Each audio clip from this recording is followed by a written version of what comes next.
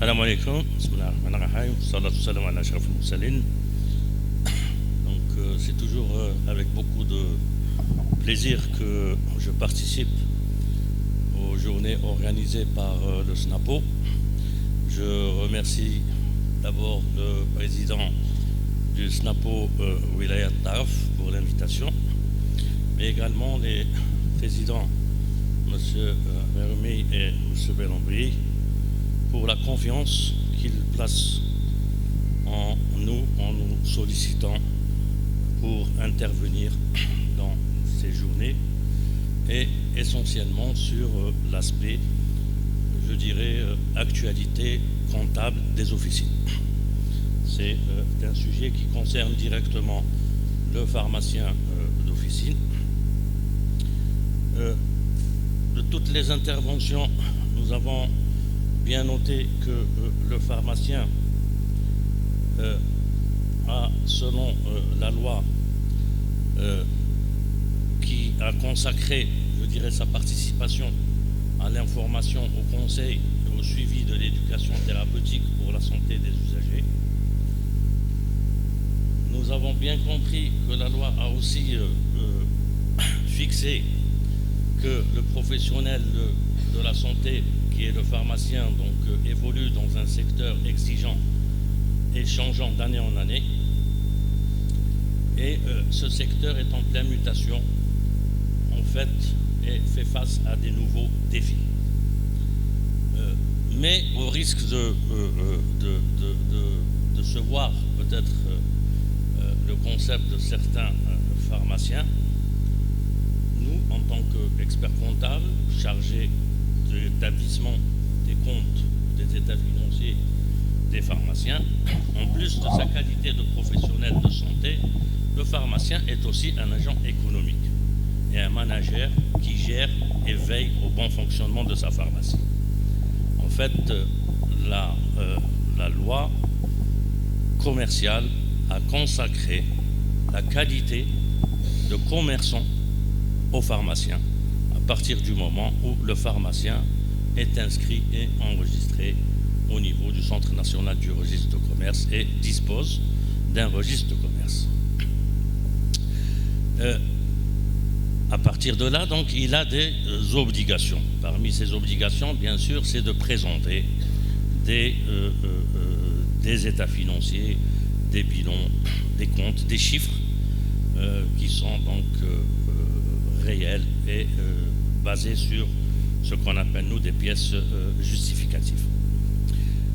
Pour ce faire, il est tenu d'avoir une bonne organisation comptable, d'abord au niveau de son officine. Donc une bonne organisation de l'information financière permet de saisir, de classer, d'évaluer, d'enregistrer des données de base chiffrées et présenter des états reflétant une image fidèle de la situation financière et patrimoniale, de la performance et de la trésorerie de l'officine à la fin de chaque année.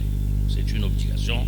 Chaque fin d'année, l'officine, le pharmacien doit faire ses travaux au niveau de sa pharmacie. Dans la présente communication, donc, nous allons vous présenter les dernières actualités ayant trait aux aspects comptables liés à l'activité des pharmaciens d'officine. Mais avant cela, nous allons vous donner quelques notions, mais vraiment juste une initiation à une bonne organisation comptable. Tout le monde sait que nous avons changé de système comptable en 2010. En fait, la loi est passée en 2007 et c'est la loi 0711 du 25 novembre 2007 qui porte système comptable financier. Nous étions auparavant sur un ancien système qui est le système plan comptable national qui datait de 1975.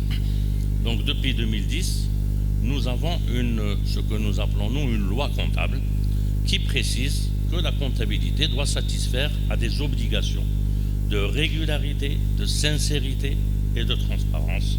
Ce sont des termes forts et qui concernent la tenue, le contrôle et la présentation de ces et à la communication de ces informations qu'elle traite.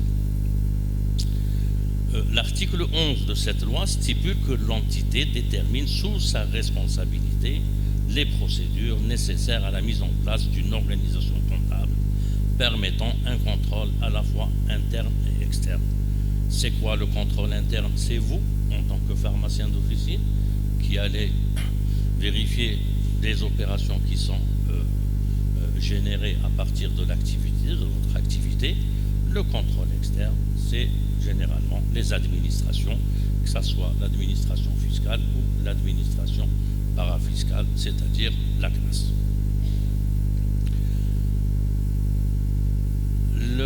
La loi précise également que tout enregistrement comptable précise l'origine, le contenu et l'imputation de chaque donnée, ainsi que la référence de la pièce justificative qui l'appuie.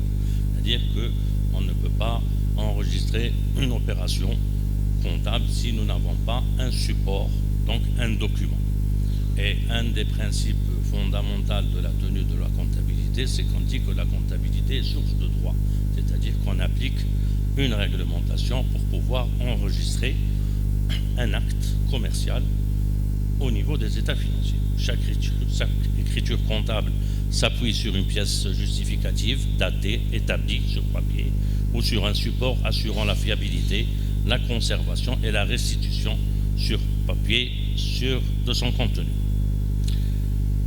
Nous savons tous aussi que conformément à la loi 0711 qui porte le SCF, système comptable financier, mais également sur la base des dispositions du Code de commerce, que tout commerçant soumis à une comptabilité régulière doit tenir un livre journal, un grand livre et un livre d'inventaire, ça pour une période de 10 ans. C'est la période de conservation des documents comptables pour un commerçant, et également donc ce dispositif s'applique pour l'officine. On explique qu'est-ce que c'est le livre journal. Donc c'est un livre d'inventaire qui est coté et paraphé. Vous l'avez, en principe, toute officine doit en disposer, paraphé par le président du tribunal, du siège de l'entité. La comptabilité, elle peut être tenue manuellement, mais également au moyen informatique. Alors la tenue de la comptabilité au moyen informatique a été, réglementée par un décret, qui est le décret 09-110 du 7 avril 2009, qui fixe les conditions et les modalités de tenue de la comptabilité au moyen de systèmes informatiques. Dans son article 4, il précise que la tenue de la comptabilité au moyen de systèmes informatiques doit satisfaire à l'ensemble des obligations et principes comptables en vigueur, ce qui est tout à fait, c'est-à-dire les éditions informatiques doivent être identifiées, numérotées, datées dès leur établissement par des moyens offrant toute garantie en matière de preuve. Le caractère intangible et irréversible des écritures imposées, c'est-à-dire on ne peut pas passer des écritures et revenir dessus, c'est réglementé. Donc imposé aux comptabilités manuelles s'applique également aux comptabilités informatiques sous forme de procédure de validation de toute la période comptable qui interdit toute modification ou suppression d'écriture validée. Ça, c'est beaucoup plus les informaticiens qui sont appelés à vérifier ce système de verrouillage. L'entité utilisatrice du logiciel doit disposer d'un engagement de l'éditeur du logiciel, c'est-à-dire celui qui vend le logiciel comptable doit établir un engagement comme quoi que son logiciel est conforme aux prescriptions prévues par le décret exécutif 0910, mais également qui accepte de fournir à la requête des agents de contrôle fiscaux ou tout autre auditeur habilité par la loi qui ont fait la demande de justifier la documentation technique du logiciel de comptabilité. Et quand on vient, on édite un document par l'informatique, il faut qu'on ait tous les détails nécessaires et les justificatifs de ce document. L'article 23 de ce même décret précise que la comptabilité tenue au moyen de systèmes informatiques doit respecter les procédures fiscales en vigueur. Donc il doit être conforme à tout ce qui est réglementation fiscale. Le contrôle par l'administration fiscale de cette comptabilité doit porter sur l'ensemble des informations, données et traitements informatiques qui concourent directement ou indirectement à la formation des résultats comptables ou fiscaux. Et tout à l'heure, ma collègue et ma consoeur Madame Ayed va vous expliquer qu'est-ce que c'est que la différence entre le résultat comptable et le résultat fiscal, et à l'élaboration des déclarations rendues obligatoires par la législation fiscale, ainsi que sur la documentation relative aux analyses, à la programmation et à l'exécution des traitements. Pour la bonne tenue comptable et pour un meilleur suivi de son dossier, le pharmacien doit fournir tous les documents, pièces et informations nécessaires au cabinet comptable. Nous savons tous que ce n'est pas le pharmacien qui va recruter un comptable à son niveau, mais généralement cette opération de tenue de comptabilité est prestée à l'extérieur, donc généralement par un comptable agréé, inscrit au tableau de l'ordre des experts comptables ou des comptables agréés, qui est habilité à réaliser cette opération. L'initiation à la comptabilité, donc les entités entrant dans le champ d'application de la loi 0711 portant système comptable financier établissent au moins annuellement les états financiers. Ça, c'est l'obligation pour tout commerçant. C'est quoi les états financiers? Depuis la promulgation de la loi donc 0711, c'est un bilan, un compte de résultat, un tableau des flux de trésorerie, un tableau de variation des capitaux propres et une annexe. Une annexe. Alors généralement, quand on dit annexe, on pense que c'est absolument rien. Or, c'est l'aspect le plus important ou l'élément le plus important des états financiers. Pourquoi? Parce que c'est dans cette annexe qu'on vous explique l'évolution des postes de votre bilan ou de votre compte de résultat. Donc le pourquoi de la diminution, le pourquoi de l'augmentation d'un poste par rapport à un autre, et ils vous donnent donc un certain nombre d'informations qui vous permettent, à travers leur analyse, de peut-être procéder à des rectifications ou des redressements de gestion de votre pharmacie pour vous permettre d'améliorer vos résultats.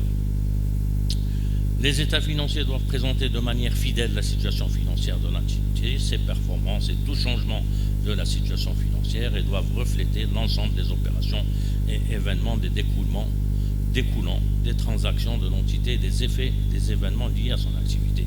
C'est-à-dire que tout acte de gestion, tout acte de commerce doit faire l'objet de comptabilisation. On ne peut pas comptabiliser certaines opérations et ne pas comptabiliser d'autres. Non. Et c'est fait de manière transparente et exhaustive. Les états financiers sont arrêtés sous la responsabilité des dirigeants sociaux. Ils sont établis dans un délai maximum de 4 mois et suivent la date de clôture de l'exercice et doivent être distingués des autres informations éventuellement publiées par l'entité. Pourquoi on dit ça? Parce que vous, c'est pas vous qui établissez les états financiers, c'est votre comptable qui le fait, mais vous en êtes responsable. Ce n'est pas le comptable qui est responsable de l'établissement de vos états financiers, mais c'est le dirigeant, c'est le gestionnaire qui, lui, est responsable des états financiers. Nous allons voir pourquoi, parce que il est précisé que selon les dispositions de la loi 1001 relative aux professions d'experts comptables, de commissaires aux comptes et de comptables agréés, le préparateur des états financiers retrace sous sa propre responsabilité et sur la base des documents et pièces comptables qui lui sont remis les écritures comptables et l'évolution des éléments du patrimoine du commerçant, de la société ou de l'organisme qui lui a confié la tenue de sa comptabilité. Si vous ne donnez pas une facture à votre comptable, il ne pourra pas la comptabiliser. Donc c'est en fonction des documents que vous mettez à la disposition du comptable qu'il retrace les écritures comptables permettant la détermination de votre résultat comptable et de votre résultat fiscal et d'établissement du bilan comptable et de ce qu'on appelle l'alias fiscal. Là, c'est de nouvelles notions aussi qui sont introduites par le SCF, et c'est la notion donc de comptabilité d'engagement, mais également la survenance de ces transactions ou événements donc, qui sont présentés dans les états financiers des exercices auxquels ils se rattachent. En fait, il s'agit du principe de séparation des exercices. Je ne peux pas avoir une facture qui date de l'exercice N-1, je la donne au comptable, vous me la comptabilisez, l'exercice 1. Non, l'exercice 1, non. Il y a un principe de séparation. Le résultat d'un exercice est la différence entre les produits et les charges de l'exercice. Quand on parle d'exercice, c'est une année d'activité du 1er janvier au 31 décembre. L'article 9 du décret 0856, c'est le décret qui porte application du SCF. L'entité doit être considérée comme étant une entité comptable autonome et distincte de ses propriétaires. Là, c'est important parce que nous avons eu des cas pratiques et souvent on mélange entre les fonds de l'officine, donc la trésorerie de l'officine, et la trésorerie personnelle du pharmacien. Ça, c'est très mauvais. La trésorerie de l'exploitation, c'est pour l'exploitation. La trésorerie personnelle, c'est autre chose. Donc, il ne faudrait pas qu'il y ait il faut qu'il y ait une étanchéité entre ces deux aspects. Le bilan décrit séparément les éléments de l'actif, les éléments de passif, les comptes de charges et les comptes de produits. Chaque année, le pharmacien est tenu de faire un inventaire physique de ses actifs et de ses passifs.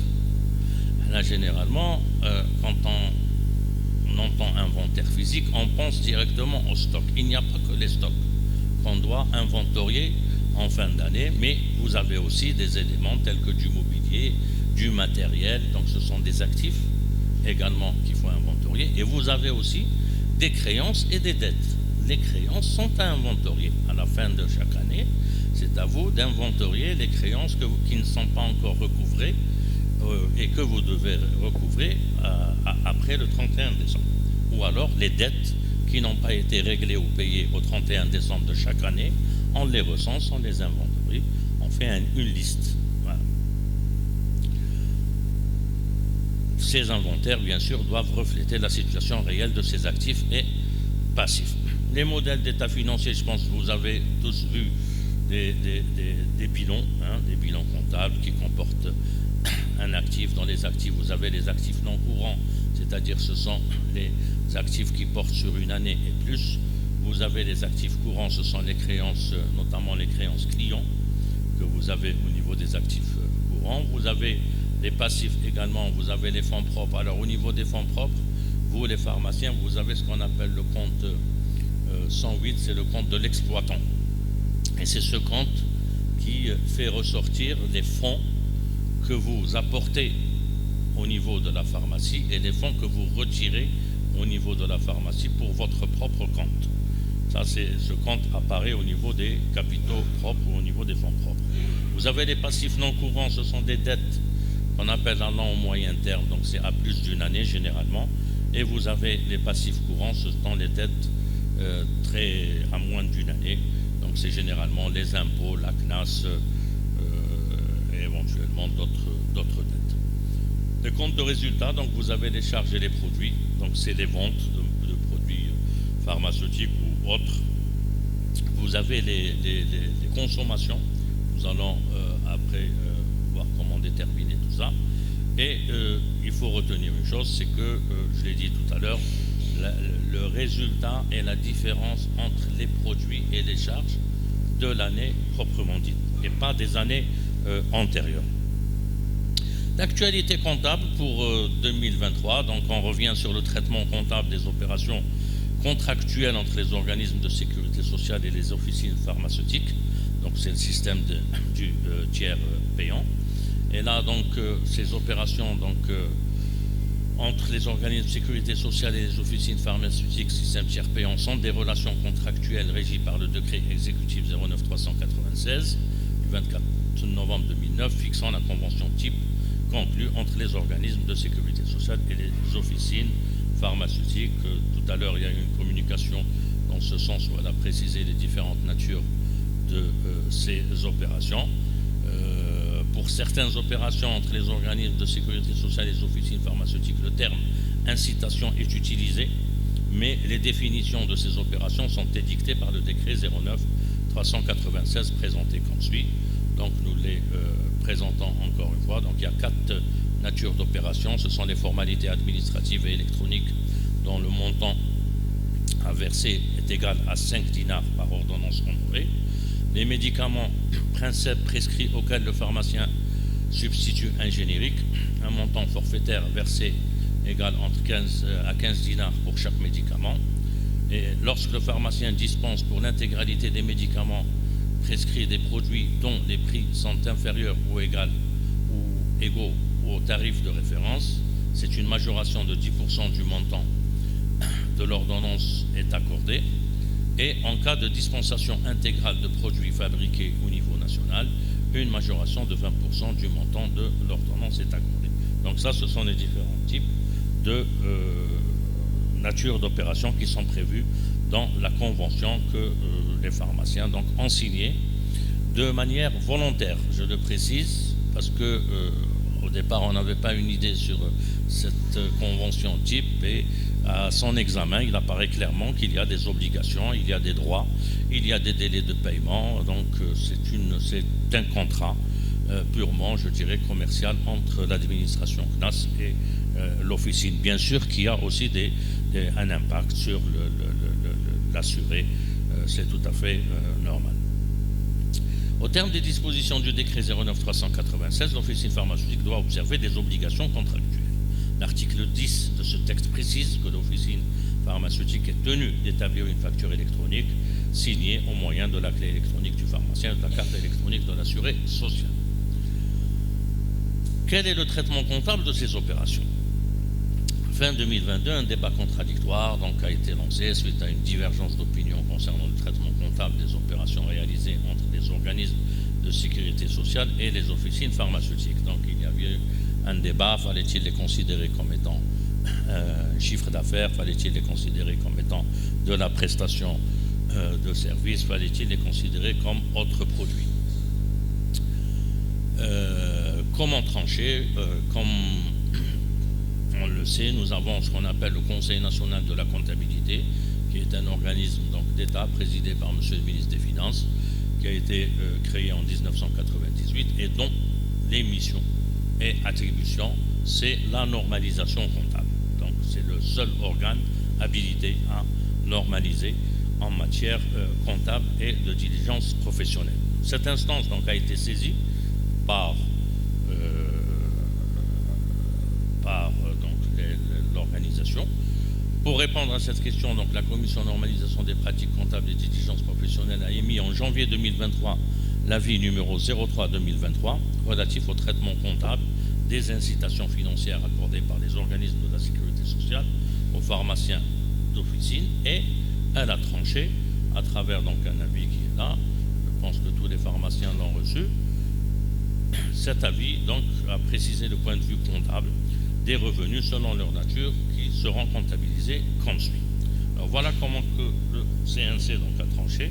Concernant le montant égal à 5 dinars par ordonnance honorée versée à l'officine pharmaceutique au titre des formalités administratives et électroniques par l'organisme de sécurité sociale, ce montant est à comptabiliser dans les comptes autres prestations de services dans la mesure où ce produit correspond à une rémunération en contrepartie du service lié à l'activité des pharmaciens. Concernant le montant forfaitaire égal à 15 dinars versé à l'officine pharmaceutique par l'organisme de sécurité sociale pour chaque médicament prescrit auquel le pharmacien substitue un générique, ce montant est à comptabiliser dans les subdivisions appropriées du compte vente marchandises dans la mesure où ce produit correspond à une rémunération liée directement aux ventes de médicaments. Concernant la majoration de 10% du montant de l'ordonnance versée par l'organisme de sécurité sociale aux pharmaciens qui dispensent pour l'intégralité des médicaments prescrits des produits dont les prix sont inférieurs ou égaux au tarif de référence, ce montant est à comptabiliser également dans les subdivisions appropriées du compte vente de marchandises dans la mesure où ce produit correspond à une rémunération liée directement aux ventes de médicaments. Concernant la majoration de 20% du montant de l'ordonnance versée par l'organisme de sécurité sociale aux pharmaciens en cas de dispensation intégrale de produits fabriqués au niveau national, ce montant est à comptabiliser dans la subdivision appropriée du compte vente de médicaments dans la mesure où ce produit correspond à une rémunération liée directement aux ventes de médicaments. C'est dire que tout a été considéré comme vente de médicaments, donc chiffre d'affaires, à l'exception de ce montant, donc des 5 dinars qui ont été considérés comme autres prestations de services. Un autre sujet d'actualité également, ce sont les pratiques commerciales. Donc c'est essentiellement les réductions commerciales dont bénéficient les officines qui sont octroyées par des distributeurs généralement. Donc au sens des dispositions du décret exécutif 05-468 du 10 décembre 2005 fixant les conditions et les modalités d'établissement de la facture, du bon de transfert ou du bon de livraison et de la facture récapitulative, il est entendu par. Là, on va définir qu'est-ce que c'est qu'une remise, qu'est-ce que c'est qu'une ristourne, qu'est-ce que c'est qu'un rabais. Alors, une remise, c'est toute réduction de prix accordée par le vendeur en raison notamment de l'importance de la quantité des biens commandés ou achetés et ou de la qualité ou des spécificités de la profession de l'acheteur ou du prestataire de service. Donc c'est par rapport généralement à la quantité qui est achetée. Le rabais, c'est toute réduction de prix octroyée par le vendeur pour compenser un retard de livraison et ou un défaut de qualité d'un bien vendu ou la non-conformité d'une prestation de service. La ristourne, toute réduction commerciale accordée par le vendeur pour récompenser la fidélité d'un acheteur. Elle se calcule sur le chiffre d'affaires hors taxe réalisé avec ce dernier au cours d'une période donnée. Donc la période, ça peut être 6 mois, ça peut être 2 mois, ça peut être une année. Donc ça, c'est des définitions des remises, ristournes, rabais ou des réductions commerciales qui sont prévues par la loi. Mais qu'un jour de rien. Il y en a, c'est ces trois. C'est la loi qui les consacre. Donc l'entité peut bénéficier lors de ses achats de réductions, telles que les rabais, les remises, les ristournes et les autres réductions commerciales assimilées.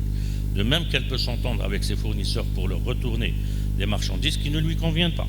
Ces réductions viennent diminuer le coût d'achat ou le coût des achats consommés. Remarque préalable, les réductions commerciales se calculent en cascade, c'est-à-dire l'une après l'autre, et leur enregistrement comptable se fait différemment, selon qu'elles sont obtenues sur facture d'achat ou postérieurement à l'achat ou hors facture, c'est-à-dire après la comptabilisation de l'achat.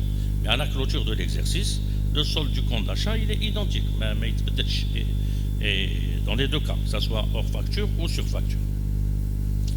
Une réduction commerciale qui figure sur une facture ne fait pas l'objet d'un enregistrement comptable. Seul est enregistré en comptabilité le net commercial, qui est égal au prix d'achat diminué des 3 heures éventuellement obtenus des fournisseurs. C'est à ce montant net de réduction obtenu que la TVA est appliquée à la condition que les réductions figurent sur la facture. Si les rabais, remises et ristournes accordés par l'entreprise postérieurement à l'établissement de la facture de vente font l'objet de facture d'avoir, et elle est comptabilisée de manière à diminuer le montant du chiffre d'affaires réalisé avec le client concerné au cours de l'exercice. C'est le cas généralement des ristournes qui sont accordées au client, non pas au moment de la vente, mais à la fin de l'exercice. Pourquoi nous avons développé ces 3 réductions? Parce qu'il y a eu également un débat au sujet des réductions qui vous sont accordées par les distributeurs, et à un certain moment, on avait dit qu'on ne pouvait pas aller au-delà de 10% de ces réductions. Vérification faite des textes, on peut aller au-delà des 10%. Les 10% ont été fixés par un texte de 2018 ou de 2017 et qui fixait une remise qui concerne la base en quantité. C'est-à-dire que si un distributeur vous vend 100 boîtes de Doliprane, il ne peut vous donner que 10 boîtes gratuites. Vous appelez-vous les gratuités, pas plus de 10 boîtes. Donc c'est ça les 10% qui sont prévus par la loi, mais en termes de gratuité, de quantité par produit. Je vous remercie pour votre attention et à très bientôt.